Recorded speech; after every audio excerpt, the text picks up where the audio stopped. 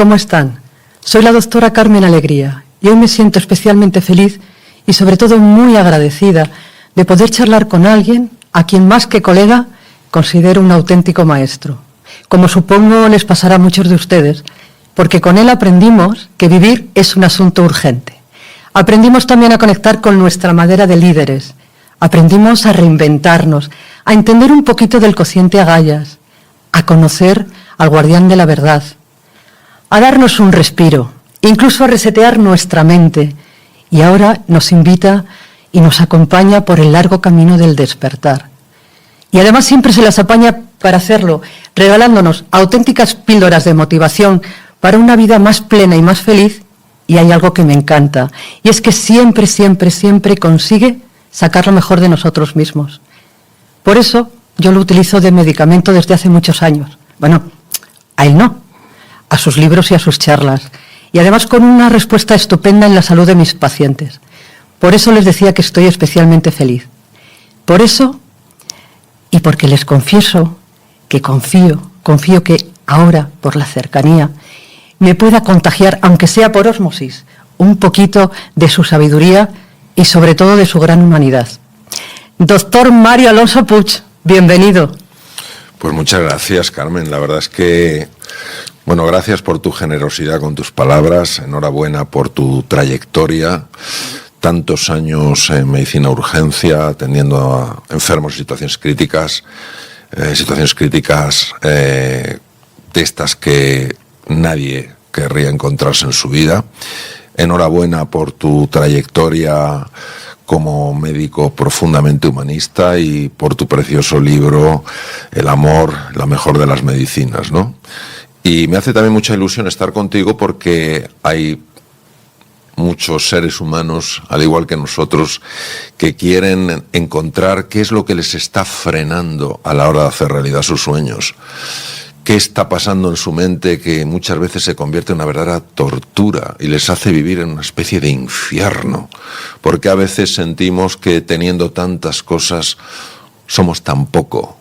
¿Por qué nos cuesta encontrar eso que de alguna manera nos ayuda a desplegar alas para volar, ¿no? Entonces, yo tengo mucha ilusión de que estas conversaciones que vamos a tener tú y yo, dos profesionales de la medicina que somos muy vocacionales, tú sigues en el campo de la clínica, yo lo dejé hace más de 20 años, y que entendemos que la medicina no solamente ha de atender a la parte física del ser humano, sino también a su parte mental y espiritual, y que hemos visto por nuestra propia experiencia cómo realmente una conversación tiene un impacto sanador. Pues me hace mucha ilusión en un mundo complejo, incierto y también lleno de oportunidades que compartamos y que hablemos de estos temas con la ilusión de que realmente sean de valor, ayuden a las personas que nos escuchen. ¿Te parece si empezamos un poco dando unas pinceladas sobre el camino del despertar? Sí, El Camino del Despertar es mi último libro, es el libro que he escrito obviamente en mi época de mayor madurez, no solamente por la juventud que ya acumulo, que es bastante, sino por las experiencias que he tenido a lo largo de los años, y de alguna manera he querido reflejar ese camino de vuelta a casa. El camino de despertar es un camino de vuelta a casa, y esto se puede explicar muy fácilmente con una metáfora. Cuando uno por la noche se acuesta y se duerme, tiene la sensación de que está viviendo una realidad. Sin embargo, es una ilusión, es una realidad ficticia, y puede encontrarse en el lugar más distante y además sufriendo cosas terribles. De repente suena el despertador, abre los ojos y se encuentra que está en casa, en su casa. Entonces el camino del despertar muestra cómo volver a casa. ¿Por qué vale la pena volver a casa? Porque la mayor parte de las veces ese sueño en el que estamos metidos cuando dormimos no es un sueño feliz. Suele ser un sueño que tiene o tintes dramáticos o tintes trágicos. Y cuando nosotros despertamos y vemos pues que tenemos muchas razones para celebrar la vida, para estar contentos, para vivir con ilusión, entonces en ese momento uno se queda sorprendido de haber quedado atrapado durante una serie de horas en un mundo tan oscuro, ¿no? Entonces, el camino del despertar es una invitación sencillamente a abrir los ojos. No los ojos físicos, porque la realidad de la que hablo en el camino del despertar es una realidad metafísica, sino los ojos del espíritu. Es decir, esos ojos que son capaces de ver realidades más profundas, que ven la unidad más allá de la separación, que ven la luz más allá de la división de los colores. Y de alguna manera reflejo, por eso hemos utilizado también bastantes dibujos, reflejo una realidad difícil de explicar y sin embargo muy sencilla de experimentar. Entonces es eso, es un mapa que muestra cómo podemos volver a casa. Claro, me encanta la metáfora de volver a casa, que es recuperar la esencia y mirar dentro. Pero, ¿por qué crees que nos cuesta tanto cerrar los ojos del cuerpo y abrir los ojos del alma y mirar dentro? Primero porque nos hemos alejado muchísimo de la dimensión espiritual. Hay personas que están muy quemadas con la dimensión religiosa por distintas razones y confunden lo religioso con lo espiritual, y es diferente. Lo religioso, de alguna manera, representa una serie de prácticas compartidas, una serie de ideas compartidas, y aquí tenemos las distintas religiones que hay en el mundo. El mundo espiritual es la conexión que tiene a nivel personal alguien con el misterio, con la trascendencia, con la esencia. No son para nada incompatibles siempre que la religión esté basada en el amor. Una religión que no esté basada en el amor no puede ayudar al ser humano a conectar con lo esencial. Entonces, primero es nuestra separación de la dimensión espiritual, porque una cosa es que tengamos materia, tenemos un cuerpo, yo tengo unas manos, afortunadamente tengo unos pies, tengo unas piernas, y otra cosa es que creamos que lo único que somos es materia. Tenemos un cuerpo, pero no somos solo cuerpo. También tenemos una mente, somos espíritu. Entonces, ¿qué ocurre? Primero, estamos tan atrapados en la dimensión material y en lo que nos muestran nuestros ojos físicos que tendemos a ignorar o incluso a despreciar cualquier realidad que esté más allá de eso, ¿no? Es como si una ola que solo ve su forma despreciara el agua que la compone, que es parte del océano, y que al igual que otras olas está conectada porque son lo mismo, son océano, tienen la forma de una ola y son océano. Eso por un lado. En segundo lugar, porque arrastramos algo que es un sentimiento de culpa tremendamente dañino. A nivel inconsciente hay una creencia muy poderosa, muy limitante, y que de alguna manera nos define como seres malos, seres defectuosos y por tanto no merecedores de ser felices. ¿Qué quiere decir? Que en tanto estemos alejados de esa realidad que creemos que somos, bueno, pues la distracción nos hace sentirnos bien. ¿Qué ocurre cuando entramos en ese viaje interior, cuando buscamos dentro? Que creemos que nos vamos a encontrar con algo espantoso. Y los primeros indicios parece que son evidencias de que esto es así. Vamos a suponer que yo salgo de mi casa y veo que está el día súper nublado. Hoy, por cierto, me has dicho que tú viniendo en el coche te has encontrado con un montón de niebla, un montón de niebla. O imagínate nubarrones negros. Y en ese momento dices, ¡qué horror! Sí, eso es lo que tienes ahora. Pero lo que eres no es eso, eso es lo que tienes. Lo que eres es ese cielo azul, donde siempre hay un sol. Entonces, ¿qué quiere decir? Que el viaje interior obviamente pasa por una noche oscura, pero el destino nunca es la oscuridad, el destino siempre es la luz. Por eso, científicos, filósofos, místicos, escritores han pasado por su noche oscura. ¿Por qué nos han llegado con tal ímpetu, con tal fuerza? Porque al final lo que ha representado su obra es la conexión directa con la luz. Entonces nosotros tenemos oscuridad, somos luz.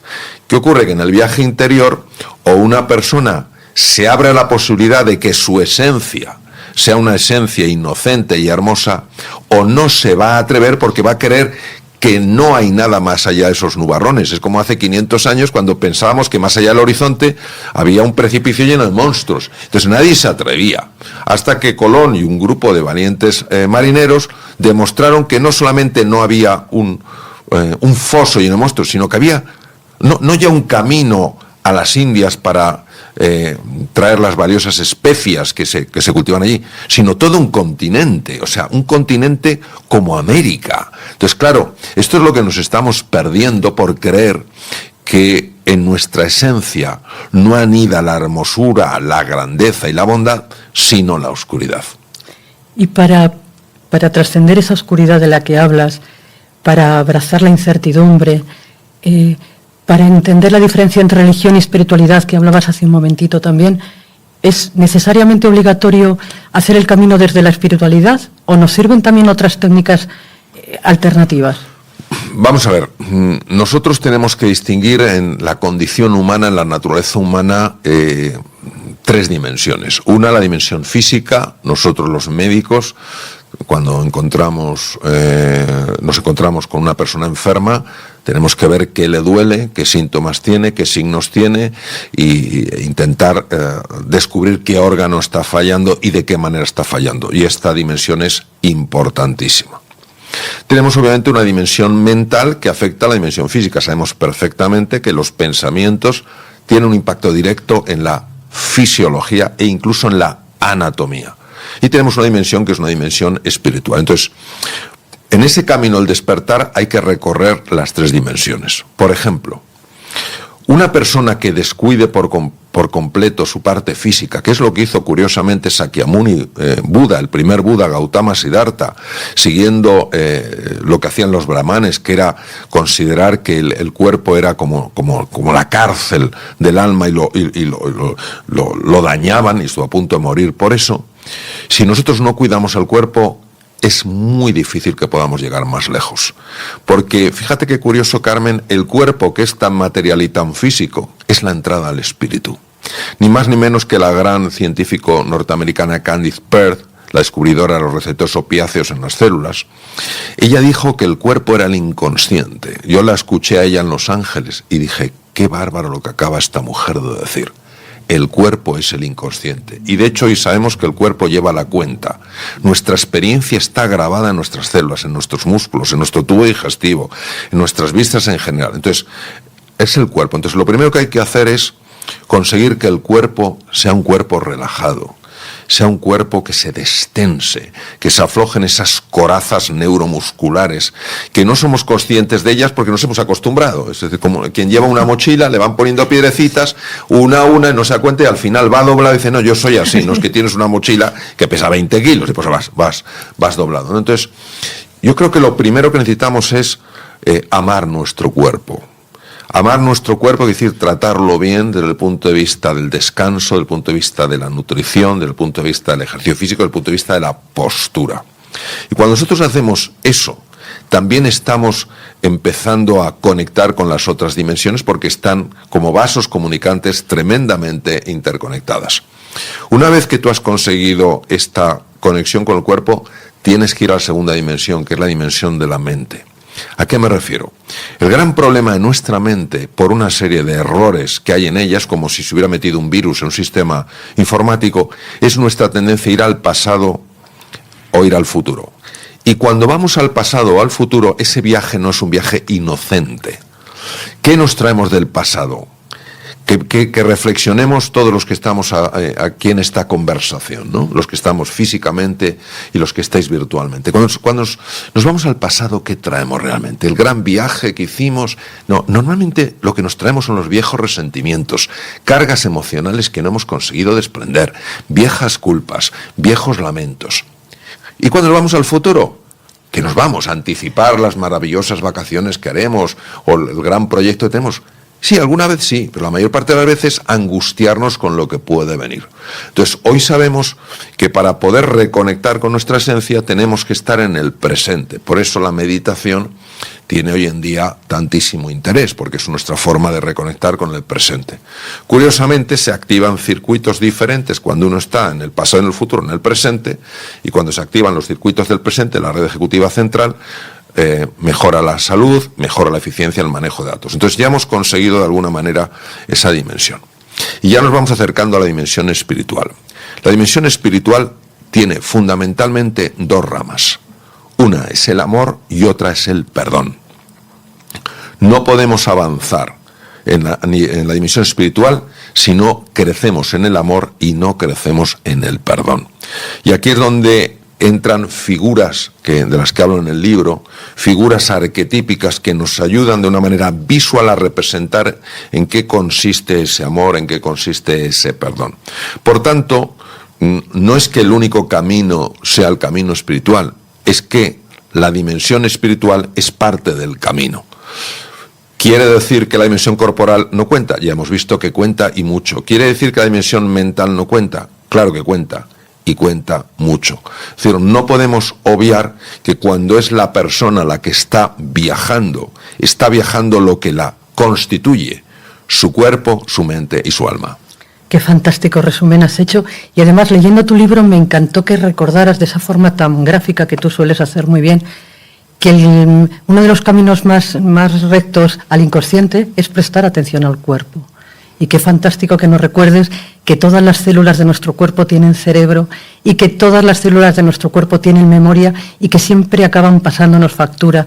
Y después, cuando vamos avanzando y llegamos al tercer umbral, al del amor, al del perdón, se me ocurre preguntarte, ¿y cómo es posible amar lo que aparentemente no se puede amar? Bueno, esta es una de las grandes preguntas y tanto tú en tu precioso libro El amor como La mejor de las medicinas, como yo he buscado en el mío El camino del despertar, he buscado de alguna manera dar respuesta a esto. Nosotros tenemos que entender la importancia del lenguaje. El lenguaje en el ser humano afecta directamente a lo que percibimos. Y si no somos capaces de hacer distinciones, no podremos cambiar nuestra percepción. Es decir, esta mesa, por ejemplo, tiene un precio y también tiene un valor. El precio es el que sea, lo que haya costado comprarla. El valor es que nos permite tener ese despertador delante, que nos permite tener el libro delante, que nos permite tener un resumen de las preguntas delante. Entonces, nosotros tenemos que hacer en el amor una distinción de lo que es un sentimiento a lo que es una elección. Si algo me está haciendo daño, si alguien me está haciendo daño, si un recuerdo me está generando ira, enfado, miedo, frustración, lo que sea, exigirme, pedirme que yo sienta algo distinto es irreal. Es irreal. Porque encima va a hacer que me sienta mal al ver que no puedo cambiar mi sentimiento. Entonces aumento la frustración, aumento la sensación de impotencia y desesperanza. Pero si yo entiendo que el amor tiene otra descripción, otra definición, que es el amor como elección. Es decir, yo pongo la disposición. No soy capaz de sentir eso, pero sí me gustaría relacionarme de una manera diferente. Entonces empieza a cambiar por completo la forma en la que yo me relaciono con eso. Esa tensión que antes me producía, esa frustración, esa ira, empiezan a bajar de nivel. Es impresionante. Esta forma de amor, que los griegos ya la describieron como agape, es como llevar luz en medio de la oscuridad. Entonces, ¿qué es lo que yo sugeriría? Lo que yo sugeriría es lo siguiente. Vamos a ver. Todos sabemos que el problema no es que no queramos perdonar, que el problema no es que no queramos amar. El problema es que no sabemos cómo eliminar ese bagaje afectivo que tenemos grabado en nuestras vísceras, en nuestros músculos. Querríamos, pero vemos que no podemos. Entonces esto nos genera muchísima frustración. Cuando nosotros entendemos que el amor es como un rayito de luz que se abre paso entre la más pequeña de las grietas, lo único que hay que hacer es abrir una pequeña grieta. Y esa grieta es tener la disposición a. Me gustaría, pero no puedo. Tengo la disposición a. Basta esa pequeña invitación, esa pequeña grieta, para que empiece a entrar esa luz. Y claro, recordemos el impacto que puede tener una pequeña luz cuando hay mucha oscuridad. Entonces, yo te diría que ese es el camino. Porque el camino del despertar es el camino de aprender a amar. Y obviamente, cuando hablamos de amar, no hablamos de amar lo fácil. Amar aquello que nos parece imposible de amar. Y amar es transformar. Esto es una cosa que, claro, con nuestro sistema operativo mental resulta como ridículo. Y sin embargo, las personas que han sido capaces de amar de esa manera han sido capaces de sanar heridas que parecían imposibles de sanar. Han sido capaces de transformar vidas que parecían imposibles de transformar. Entonces estamos hablando de la medicina más poderosa que existe y a la vez la más desconocida. Me gusta una pregunta que haces en tu libro, de qué ocurre cuando metes en el mismo recipiente el miedo y el amor, o el odio y el amor. Es una pregunta que cuando uno la lee se choca porque dices, ¿y qué va a salir de aquí? Claro. Y que es fantástico después cuando ves el resultado. Claro, es que esto es una de las cosas más contraintuitivas que yo he visto a lo largo de mi vida. Y la razón es porque intentamos resolverlo con un nivel de conciencia que no es un nivel de conciencia óptimo. Claro, dices, vamos, si tú metes miedo y metes amor... Parece incompatible. Claro, dices, son incompatibles. Esto está basado en algo que se llama la mente dualista, es decir, lo uno o lo otro. El agua y el aceite son incompatibles. Entonces, vamos a suponer que fueran compatibles, bueno, pues ganará un poco más uno de ellos. A lo mejor tendrás un poquito menos odio y un poquito más de amor. Depende del día. Y ese es nuestro error, porque cuando nosotros nos damos cuenta, y esto habla maravillosamente el taoísmo de Lao Tzu, el yin y el yang, cuando nos damos cuenta de que más allá de la dualidad existe una unidad completamente distinta a lo que había, entonces nos abrimos a una realidad completamente diferente. Suelo poner un ejemplo muy básico, yo lo aprendí de Gerald Edelman, tuve la ocasión de estar con él hace años, Premio Nobel de Medicina. Él hablaba del oxígeno y el hidrógeno. El oxígeno y el hidrógeno podríamos pensar que están enfrentados. Sin embargo, cuando se conectan con condiciones de presión y temperatura adecuados, surge algo nuevo que es el agua. Ninguna propiedad, ni física ni química del agua, pueden ser deducidos de los gases de partida. Lo que surge de la combinación entre el amor y el odio, es decir, de trascender, entre el amor y el miedo, de trascender, de ir más allá de ello, es creatividad, es alegría, es entusiasmo, es confianza, es paz interior. ¿De dónde ha salido eso? Bueno, ¿de dónde salió el agua? De que en lugar de verse el oxígeno y el hidrógeno como dos extremos, como dos polaridades incompatibles, se han visto como tremendamente complementarios. Entonces, encontrar esta complementariedad donde parece que lo que hay rivalidad, eso para mí es el arte de los artes. A mí me gusta llamarlo, en el libro lo llamo así, la alquimia del universo. La alquimia. Porque la alquimia es la antigua ciencia medieval que buscaba convertir el plomo o cualquier metal en oro. Bueno, la alquimia del universo es maravillosa porque convierte el odio en conexión, el miedo en amor, la desesperanza en alegría. O sea, cosas tan absolutamente sorprendentes que para nuestra mente tan racional, tan limitante, tan anclada al hemisferio izquierdo, es una absoluta imposibilidad. Pero quiero que penséis, todos los que nos estáis ahora escuchando, cuántas cosas se consideraban hace años que eran imposibles y luego hemos visto que era posible. Claro, es que estás hablando ya de una etapa en la que, como tú muy bien vas explicando en tu libro, hemos pasado del primer umbral, nos hemos atrevido a ser guerreros y ya estamos rozando los límites del mago, la alquimia y ¿qué tenemos que hacer para pasar de ser guerreros a ser magos? La figura del guerrero y la figura del mago son figuras arquetípicas. Un arquetipo es una imagen que tiene una gran connotación afectiva en nosotros. Es decir, de alguna manera basta que tú traigas esa imagen para que salga de ti una fuerza especial. ¿Por qué? Porque esa imagen está en el inconsciente y está conectada con sentimientos, con experiencias y con emociones. Las dos figuras arquetípicas por excelencia en el camino del despertar, hay muchos arquetipos, yo he elegido dos porque para mí son sin duda los más representativos, son el guerrero y el mago. ¿Qué es el guerrero? ¿Quién es el guerrero? El guerrero es una persona, un hombre, una mujer, que deciden no salir huyendo cuando se encuentran frente a lo que no les gusta ver de sí mismos, sus sombras. Tampoco se quedan bloqueados, no toman una actitud sumisa, ni se enfrentan, ni se enfadan, simplemente se mantienen. Esa es la figura arquetípica del guerrero. No es un guerrero agresivo, es un guerrero pacífico, pero es un guerrero, es la fuerza del carácter, es la presencia, es no me muevo, no me muevo. ni me vuelvo una persona sumisa, ni salgo corriendo, no me muevo. Cuando uno es capaz de mantener esa fuerza, esa presencia, ese carácter, sucede algo sorprendente, sucede algo impresionante, que es que empieza a cambiar todo ese entorno en el que la persona está. Hasta ahora se estaba enfrentando con cosas que tendían a asustarle, por eso le llamo en el libro los dragones o los demonios, y le invitaban o a bloquearse o a tomar una actitud sumisa o salir huyendo.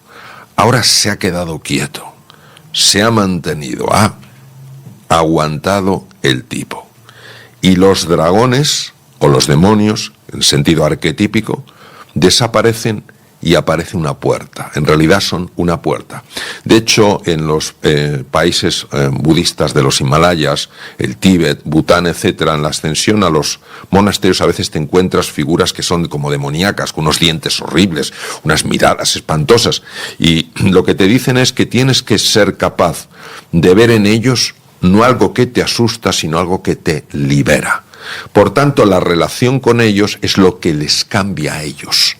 Yo no me enfrento a ellos, soy más fuerte que tú, no huyo de ellos, ni tampoco me quedo bloqueado. Yo me mantengo firme ante ellos. Y de alguna manera ellos empiezan a cambiar y donde había ese monstruo, ese dragón, ese demonio, se abre una puerta. ¿Y quién sale de esa puerta? Sale nuestro niño herido.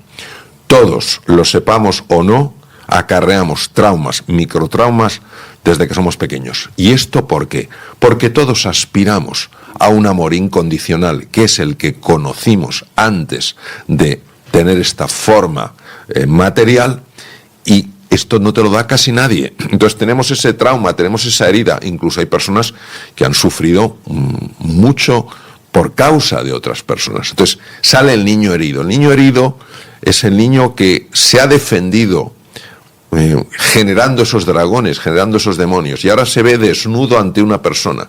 Esa persona le abrazará o le despreciará. Y ahí es donde aparece la figura del mago. El guerrero representa en el taoísmo la energía yang, la energía masculina, mientras que el mago representa la energía yin, la energía femenina. Y si lo llevamos a los hemisferios cerebrales, el yang sería el hemisferio izquierdo del cerebro y el yin el hemisferio derecho. Entonces, ¿qué ocurre? Que es ese abrazo maternal, es esa acogida. Yo te quiero no por cómo eres, no por los traumas que tienes o dejas de tener, no por tu mal temperamento, yo te quiero por quién eres. Y en ese abrazo es donde se produce la sanación del niño herido, ¿no? La sanación de nuestras heridas emocionales. Por eso el mago no puede entrar si antes no le ha abierto el camino el guerrero, porque el mago no lidia con los dragones. El mago tiene que interactuar con el niño herido, y para eso tienen que haber desaparecido los dragones. Los dragones no desaparecen si no ha mantenido ese guerrero una presencia fuerte. Te escucho y me emociona, porque creo que todos tenemos dentro nuestro niño, y lo importante es que aprendamos a abrazar ese niño desde la aceptación absoluta y lo curativo que debe de ser. Sí. Tú hace, yo creo que cerca de 30 años, Carmen, ya con tus enfermos ya les hablabas de la importancia de dar abrazos, y posiblemente te hubieran mirado quizás algunas personas, incluso compañeros tuyos, con unos ojos un poco sorprendidos. Hoy en día se sabe perfectamente, llevamos hablando de esto años, que los abrazos producen la liberación de oxitocina. La oxitocina es una hormona que tiene un impacto enorme, no solo en la generación de vínculos emocionales, sino en la protección del corazón. Es de las pocas hormonas que es capaz de cortar el eje del estrés crónico, el eje del distrés, la liberación constante de cortisol.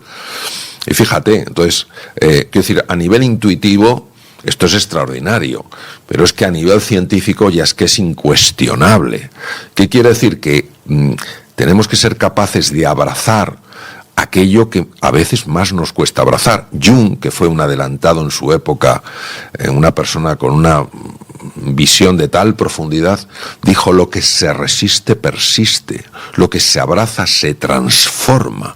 Y en ese transformar a veces se desvanece, es decir, tú abrazas al niño herido y ese niño se transforma. ¿Por qué? Porque se desvanecen sus heridas, porque en el fondo esas heridas every lover.